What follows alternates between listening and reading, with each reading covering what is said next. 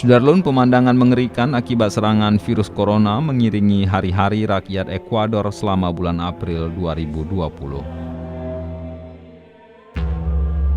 Data Johns Hopkins University and Medicine Selasa 21 April 2020 menunjukkan jumlah kasus infeksi corona di Ekuador mencapai 10.128 dan 507 kematian.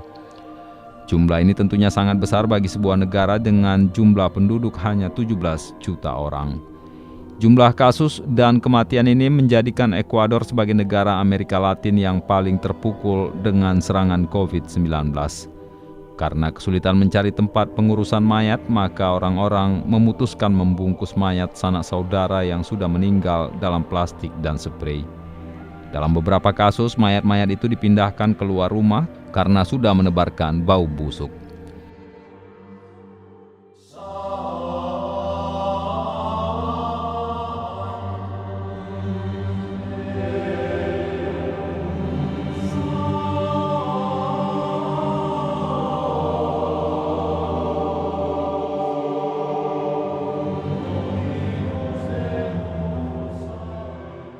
Pada 12 April 2020, Dean Bill, produser dan pembuat film independen, memosting 2 video dari Guayaquil ke akun Twitternya.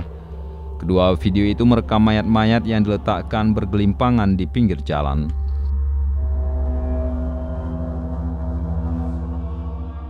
Sebagian mayat itu sudah berada dalam peti mati, namun banyak juga yang hanya dibungkus plastik hitam. Terlihat juga beberapa alat berat beko bekerja di areal pemakaman. Bersama beko itu, orang-orang berseragam APD bekerja keras menguburkan mayat-mayat dalam sebuah lubang besar.